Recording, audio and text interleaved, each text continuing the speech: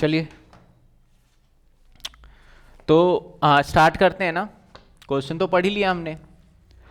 अब इसके अंदर आप यहाँ पे या तो यहीं पे कंपैरिजन कर लो या अलग से वर्किंग नोट में करके सीधा जीएवी से स्टार्ट कर सकते हो, ठीक है ना। मैं यहाँ पे लिख देता हूँ एमवी। एमवी क्वेश्चन में गिवन है 1 लाख। 1 लाख। इसके बाद देखा जाए तो FR fair rent 1,10,000।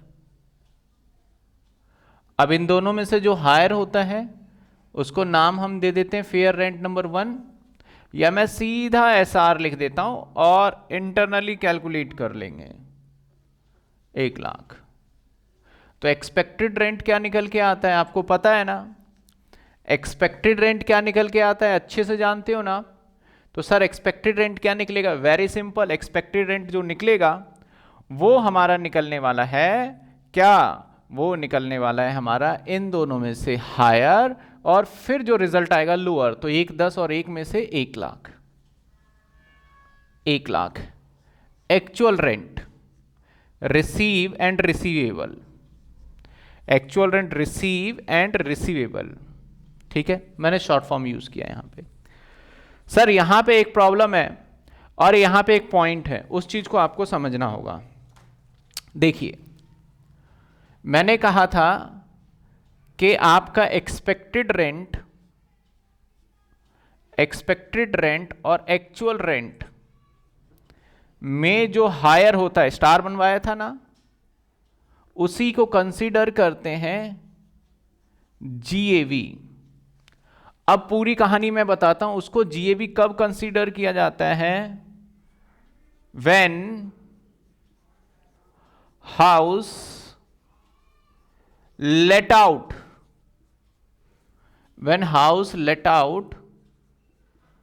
for full year। समझिएगा बात को आप, ठीक है ना। तो इस कंडीशन में हायर होता है जब पूरा साल हमारा घर किराए पे हो। लेकिन ध्यान दीजिएगा, ये अगर हमारा घर किराए पे पूरे साल नहीं रहा, जैसे कि इस क्वेश्चन में है वेकेंट, इसलिए मैंने बोला था क्वेश्चन के टाइम पे ही करा देंगे, तब हमें कंडीशन चेक करना पड़ेगा कि क्या लिया जाएगा। अगर हमारा पूरे साल किराया पे नहीं रहता है, पूरे साल लेट आउट नहीं रहता, किसी भी रीजन से समहाउ वेकेंट रहता है, तो हमारा एक्सपेक्टेड रेंट और एक्चुअल रेंट मान लेते हैं। एग्जांपल नंबर 1,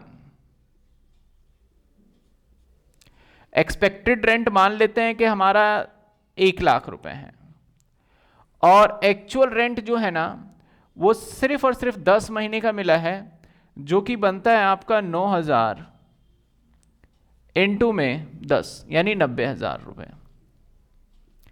ऐसे सिचुएशन में आपको कंपैरिजन क्या करना होता है, आपको एक बार ना जो एक्चुअल रेंट है ना उसको 12 से मल्टीप्लाई करके देखना होगा। एक बार एक्चुअल रेंट को 12 से मल्टीप्लाई, एक अजम्पशन। तो मैं यहां पे देखता हूं कि भाई 90,000 को 9,000 को अगर मैं 12 से मल्टीप्लाई कर दूं तो 1,08,000 आएगा।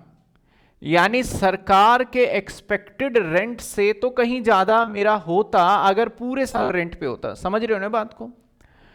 तो यहां पे सिंपल सी बड़ी छोटी सी चीज चेक की हमने कि अगर हमारा पूरे साल किराए पे होता तो 1,08,000 आता। यानी हमारा जो रेंट लेने का प्रोसेस है ना कहीं गवर्नमेंट से ज्यादा है। ऐसा क्यों सोचो।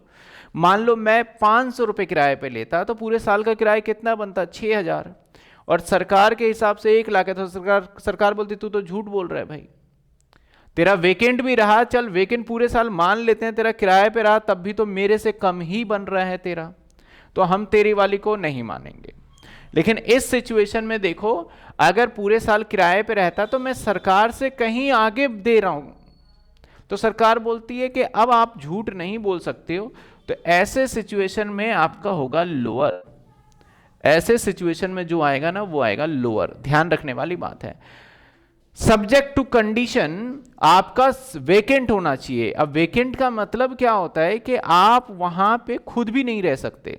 अगर ऐसा होता ना partly self occupied partly vacant, तो कैलकुलेशन कैसे आ जाता है सिचुएशन में, नॉर्मल मैनर से। अभी मैं वेकेंट की बात कर रहा हूं, ठीक है। नंबर 2 एग्जांपल देखिए। नंबर 2, अगर मान लो एक्सपेक्टेड रेंट गवर्नमेंट कहता है कि 1 लाख, आप कहते हो 2 महीने वेकेंट पे था और मेरा किराया जो बनता था वो बनता था 6,000 रुपए। 6,000 रुपए एक्चुअल रेंट मेरा 6,000 लेता हूं मैं तो आप सोचिए अगर 6,000 लेते हो 10 महीने का तो आपका तो 60,000 ही आया ना। और सपोज करो पूरे साल किराए पे होता ये मकान, पूरे साल किराए पे, तब भी आप मैक्सिमम कितना दिखाते, 96। ऐसे सिचुएशन में आप गवर्नमेंट के कैलकुलेशन से बिलो ही कैलकुलेशन बन रहा है आपका ओवरऑल। तो गवर्नमेंट कहेगी कि भाई अब नहीं मानेंगे, यहां पे कुछ फ्रॉड या झूठ बोल रहे हो आप, तो यहां पे हम चेक करेंगे हायर। समझिए बात, यानी मेरी कैलकुलेशन ओवरऑल गवर्नमेंट की कैलकुलेशन से ज्यादा है, तब तो भाई अगर देख लो कि लोअर बन रहा है तो लोअर ले लेंगे। ओवरऑल मतलब 12 महीने का अजम्पशन लेके, अगर मेरी कैलकुलेशन 12 महीने का करके देखते हैं और गवर्नमेंट की कैलकुलेशन से ज्यादा नहीं बन पाता, तो ऐसे सिचुएशन में फिर हमें हायर ही लेना पड़ेगा। एग्जाम्पल नंबर 3 देखिए सर, यहां क्या होगा। एग्जाम्पल 3, मान लेते हैं एक्सपेक्टेड रेंट जो है वो है 1 लाख और मैंने 20,000 रुपए महीने पे किराया दिया हुआ है और 10 महीने था, तो एक्चुअल रेंट क्या होगा हमारा 20,000 गुना में 10 महीने ना। हाँ हाँ बोलो जल्दी, 2 लाख। अब तो कोई संदेह ही नहीं है, अब तो आपका बहुत आगे निकल गया गवर्नमेंट के अंदाजे के हिसाब से। ऐसे सिचुएशन में आपको लोअर नहीं होगा, हायर ही रहेगा, यानी 2 लाख पे दोगे। तो एक सिंपल सा कंक्लूजन मैं बोलूं इसका कि अगर आपका 12 महीने का रेंट गवर्नमेंट के रेंट से कम बन रहा है तो गवर्नमेंट का रेंट लेना पड़ेगा। अगर 12 महीने का रेंट आपका गवर्नमेंट के रेंट से ज्यादा बन रहा है तो एक्चुअल रेंट जो रिसीव हुआ है ना, चाहे वो कम हो चाहे ज्यादा हो, उसी को ले लेना है हमें। समझे बात आप? तो ये 3 एग्जाम्पल मैंने आपको ऐसे समझाया। मान लेते हैं एग्जाम्पल और देखिए।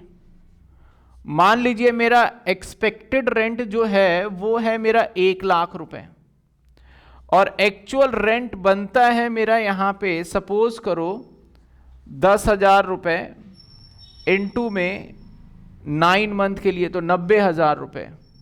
तो अभी तक देखोगे, बताओ मुझे, जवाब देना कमेंट में, ठीक है ना? कमेंट में मुझे जवाब देना। आप मुझे बताइए अभी तक क्या लगता है आपको देखने में।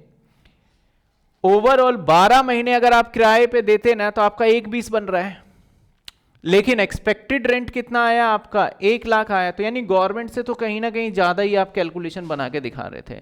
अब लोअर आ जाएगा, सेम ऐसा केस बन गया ना, देखो लोअर, क्योंकि 12 महीने का 1,20 बनेगा। लेकिन गलती आपने ये कर दिया, सेल्फ ऑक्यूपाइड कर लिया रिमेनिंग मंथ।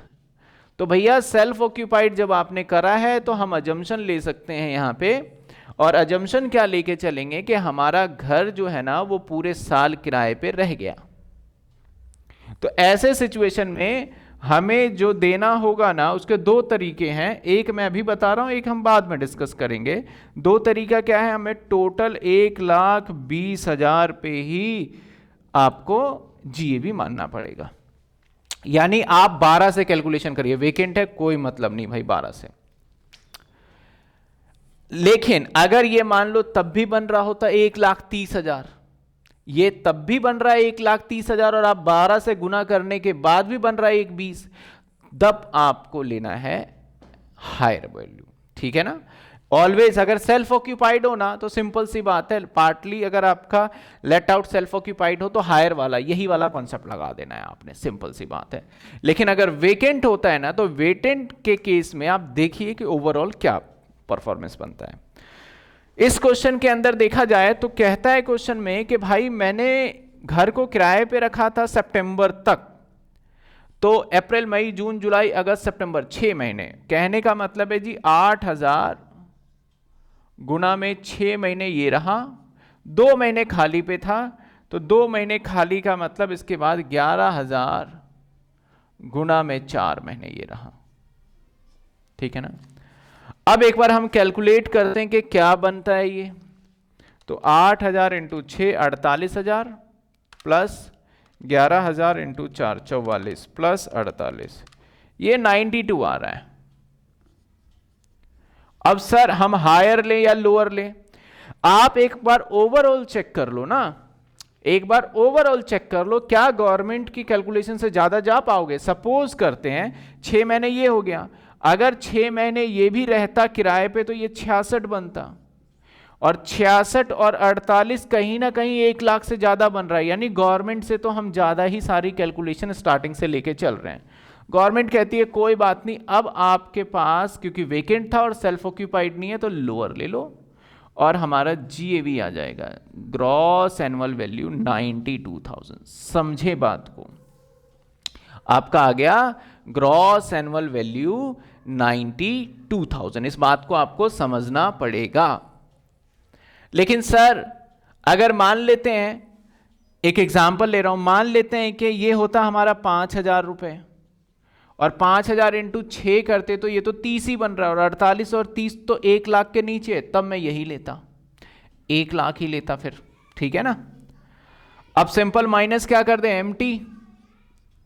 एम्प्टी समझ में आया ना यहां तक? बताओ, नहीं आए तो ढेरों सारे क्वेश्चन है, अलग अलग एग्जाम्पल लेंगे, और आप चैट बॉक्स में डाल भी सकते हो कि इनकम टैक्स के सर से एक बार मुझे कांटेक्ट नंबर दीजिए, मेरे से डिस्कस करना है, मुझे कुछ पॉइंट्स क्लियर नहीं हो रहा, तो आप डाल सकते हो, आपको मेरा कांटेक्ट नंबर मिल जाएगा चैट में, और मैं इजीली आपको बाय फोन के थ्रू भी समझाऊंगा। ठीक है। और आप देखिए क्लास देख रहे हैं, मैं हर तरीके से हेल्प करूंगा, आप भी अपने दोस्तों को बताएं, ज़्यादा से ज़्यादा स्प्रेड करें कि भाई क्लासेस चल रही हैं इस तरीके से। और कितने की क्लासेस चल रही है? मात्र 99 रुपीज़ में पूरा सिलेबस दिया जा रहा है ना। चलिए एमटी,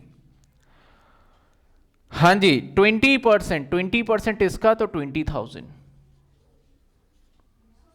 माइनस करेंगे तो आ जाएगा एनएवी, और एनएवी आ गया मेरा 72,000 माइनस करेंगे हम 24A फिर 24B। 30% और 24B में खुद ही कहता है कि इंटरेस्ट 30,000 है, वो तो पूरा ही आ जाएगा, और 24B देखा जाए तो 22,200 आएगा, 22,200। इनको माइनस कर देंगे, और माइनस करने के बाद आ जाएगा 21,800 इनकम फ्रॉम हाउस प्रॉपर्टी। चलिए ये क्वेश्चन डन हो गया, नोटिंग करिए, ये केसेस भी लिखना है आपने, ठीक है ना, नोटिंग करिए, फिर हम नेक्स्ट क्वेश्चन पे चलेंगे।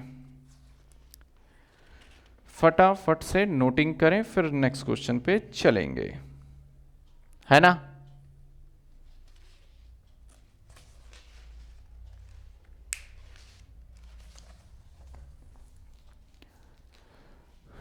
डन? नहीं तो आप पॉज करके भी अच्छे से नोट कर सकते हैं, ठीक है ना, ऑनलाइन में यही बेनिफिट तो है आपका। चलिए इस क्वेश्चन को मिटा दें।